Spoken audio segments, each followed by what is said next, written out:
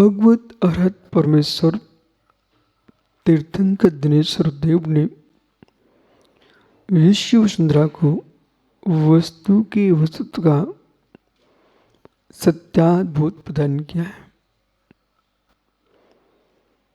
संसार संता संसार में निवास करते हुआ जीव अनंत मरणायम पाओसी तुम। हे जीव, आपने संसार में निवास करते हुए अनंत बार मरण को प्राप्त किया है, और जितना मरण प्राप्त किया है उतना ही जन्म प्राप्त किया है। ये जन्म मरण की जो संख्या है, इसे न तुम्हारी मां गिन सकती है, न तुम्हारा पिता गिन सकता है।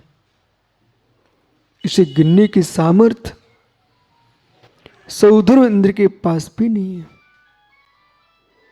इसे गिनने की सामर्थ्य बृहस्पति के पास नहीं है, गणधर परमेश्वरी के पास नहीं है। इसको गिनने की सामर्थ्य किसी के पास है।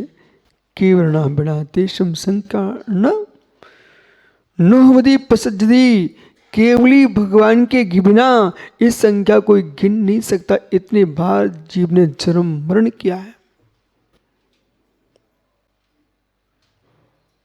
केवल ही गिन सकते हैं। केवल्य के बिना कोई गिन भी नहीं सकता। यदि एक व्यक्ति के मरण के शरीर की हड्डियों को संग्रह किया जाता, संपूर्ण लोक में रखने को स्थान नहीं मिलता।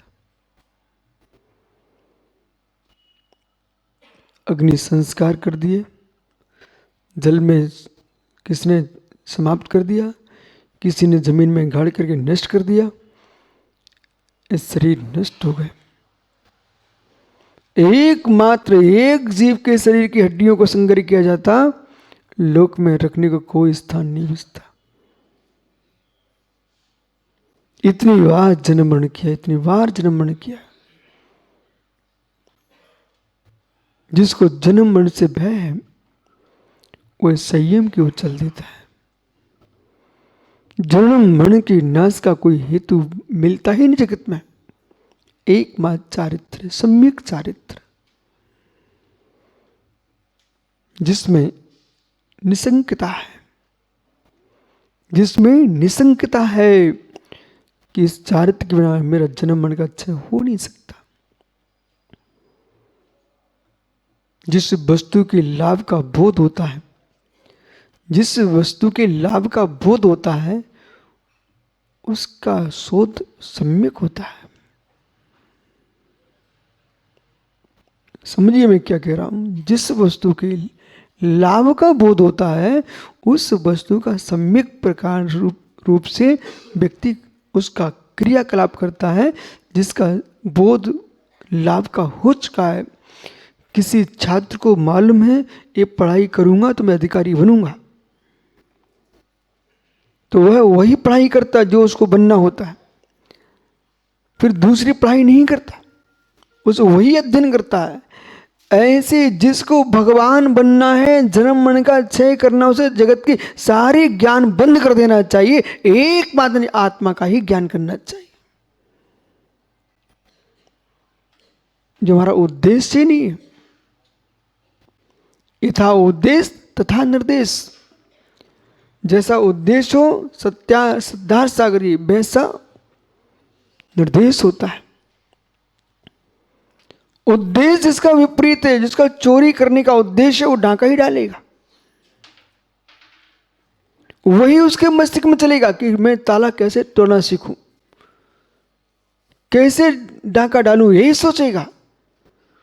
और जिस व्यक्ति को उद्देश्य है मैं जीवों की रक्षा कैसे करूं, मित्र आपने क्या सम्यक विचार किए, हाथ में पिच्ची भी ले लिए, बोले क्यों, जीवों की रक्षा कैसे हो। वस्त्र भी छोड़ दिए मात्र जीवों की रक्षा के लिए। वस्त्र धारण करते तो धोना पड़ता, सुखाना पड़ता, साबुन सोडा लगता, पानी बहता, हिंसा होती, जीवों का घात होता। इतनी सूक्ष्म हिंसा ये पिच्ची ले ली जीव ने। बोले धूप से छाव, छाव से धूप में जाने में मार्जन करना। बोले क्यों? मुझे संसार से आत्मरक्षा करना है। जीवन पर्यंत के लिए झूठ बोलने का त्याग कर दिया। ओह, ये जिब्बा फिसल ना जाए, ये जिब्बा फिसल ना जाए।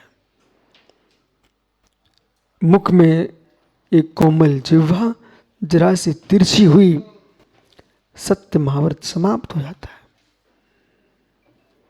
और जिसका सत्य समाप्त हो गया उसका संसार वर्धमान हो जाता है। जन्म मरण की संख्या को मिटाना है तो जीवन में सत्य बोलना सीखो, सत्य चलना सीखो और सत्य सोचना सीखो। जिसका जीवन सत्यमय है उसका संसार का अंत निश्चित है। स्वार्थों के पीछे, दैहिक स्वार्थों के पीछे, कसायिक स्वार्थों के पीछे सत्य का हवन नहीं कर देना। माताओं, समझ में आ रहा है? सत्य का हवन नहीं कर देना। एक बार संकट आ सकता तुम्हारे जीवन में, संकट आ सकता जीवन में से कोई नहीं टाल सकता, आ सकता है, लेकिन नाम सीता जैसा चलेगा।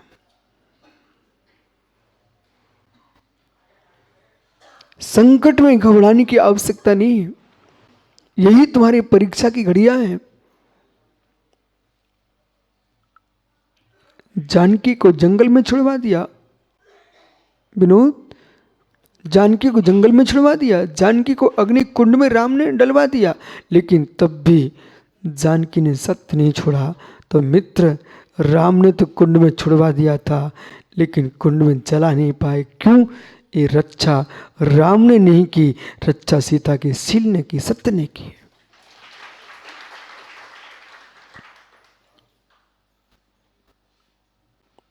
सत्य पर आंच नहीं आना चाहिए। कौन किसको समझाता, कौन किसको सुधारता? आपका अपना जीवन जिस मार्ग को चुना है उस मार्ग पर सम्यक चलोगे तो तुमको कोई अंगुली नहीं उठा सकता, किसी की ताकत ही नहीं है। जगत में किसी को बोलने की शक्ति नहीं है, चारित्रवान के प्रति कोई कुछ कह नहीं सकता और चारित्रहीन को कोई छोड़ भी नहीं सकता।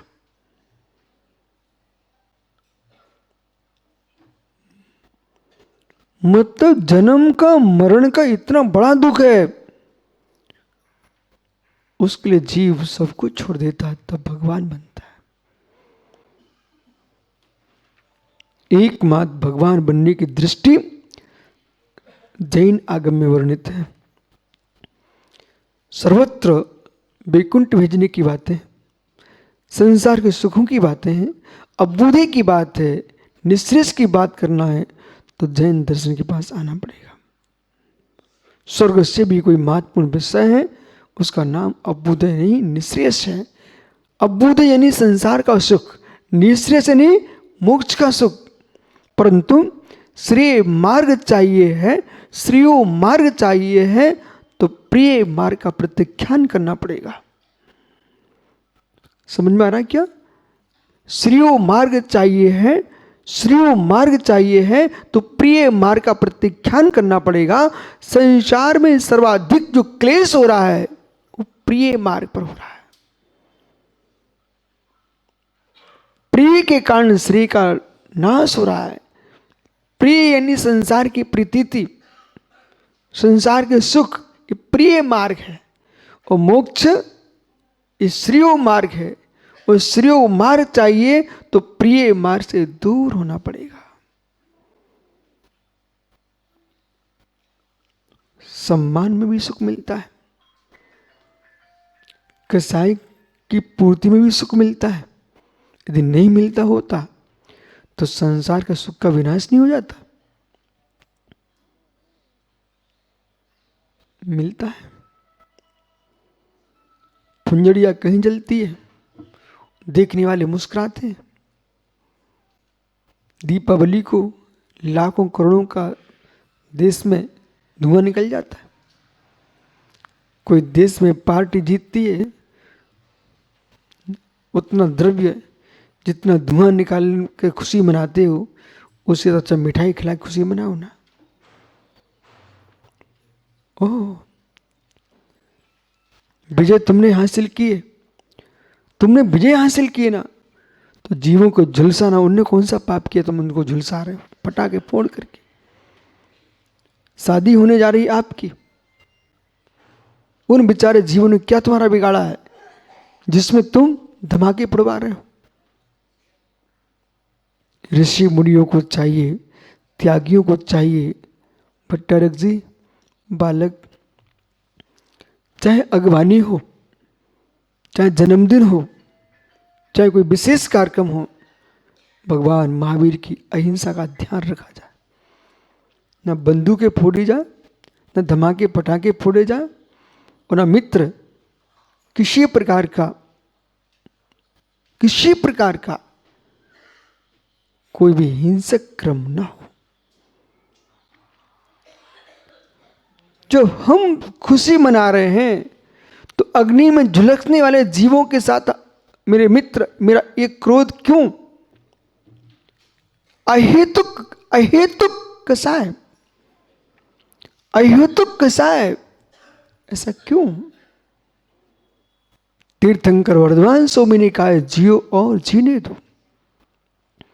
इस सिद्धांत को ध्यान रखा जाए, जानकारी ले लो ये लोग क्या फोड़ने वाले हैं। मालूम चला, अपन को मालूम ही नहीं है, सामने वाले ने फोड़ दिया तो साधु बदनाम हो जाए। इसलिए न फुंजड़ियाँ चलाना है, न क्रोध कसाय की फुंजड़ियाँ चलाना है, न आपको अग्नि की फुंजड़ियाँ चलाना है। इसलिए किसी को मालूम नहीं है कौन कौन सी टोकनी भरे रखे हुए हैं, तो मिले क्या कर सकते आप। लेकिन फिर भी विवेक होना चाहिए। कोई फुंजड़िया ना चलाए, धमाके ना फोड़े। मैं तो यूं कह रहा हूं कि मार साहब की शादी में यदि धमाके फूटे हैं, याद हो तो मित्र जीवन में अंत होने के पहले का प्रायश्चित करके जाना। बोले क्यों? तीर्थंकर नेमिनाथ स्वामी से मिलो, तीर्थंकर नेमिनाथ स्वामी से मिलो। स्वागत के लिए पशु खड़े कर दिए गए थे, ये माया थी। लेकिन प्रभु ने देखा, प्रश्न किया, ये सब क्यों? स्वामी, बरातियों का स्वागत होना है। ओ, एक के सुख के पीछे इतनों का घात, ऐसा नहीं हो सकता। एक के सुख के पीछे इतनों का विघात, ऐसा नहीं हो सकता। सारथी, रथ को मोड़ दीजिए। जिनेश्वर जी, रथ जा रहा था राजुल के घर की ओर, वो रथ मुड़ गया गिरनार की ओर।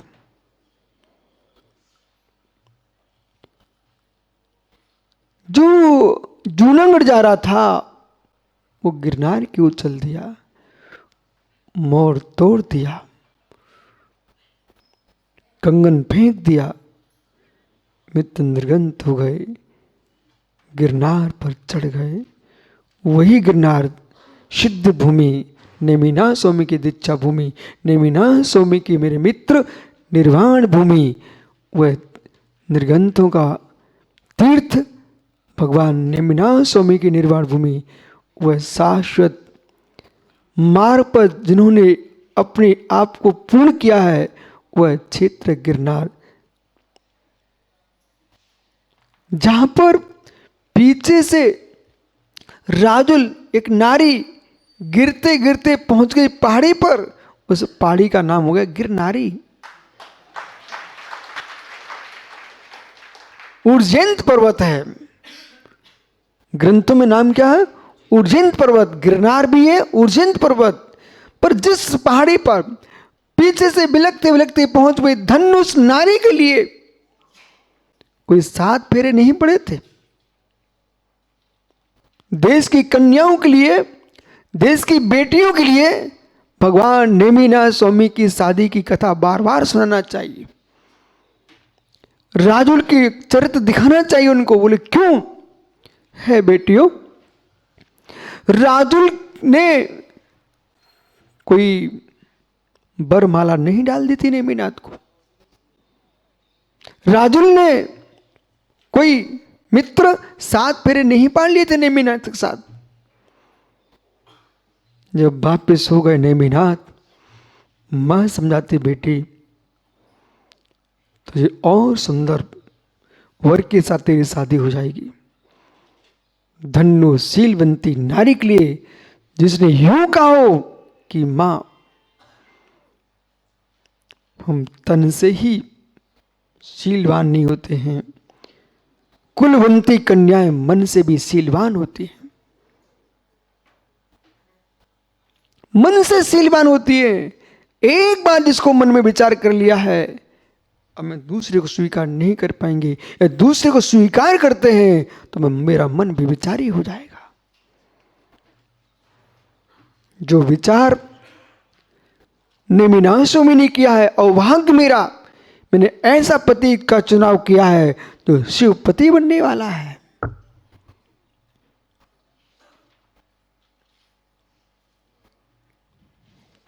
कोई नहीं रोक सका, कोई नहीं रोक सका। ओह, सम्राट की पुत्री बैरागी के सामने संसार की कोई शक्ति नहीं काम करती। बैरागी के सामने संसार की कोई शक्ति उसे रोक नहीं सकती। रागी को कोई लठ भी मारे तो भगा नहीं सकते। पूछो रतनलाल जी से। बैरागी को कोई रोक नहीं सकता और रागी को कोई भगा नहीं सकता। एक निर्गंत योगी का आनंद देखो, पर इस आनंद की अनुभूति विशिष्ट पुण्यात्मा ही ले सकता है। इस आनंद की अनुभूति विशिष्ट पुण्यात्मा ही ले सकता है। पुण्य छेड़ को मोक्ष मार्ग का आनंद नहीं आ सकता।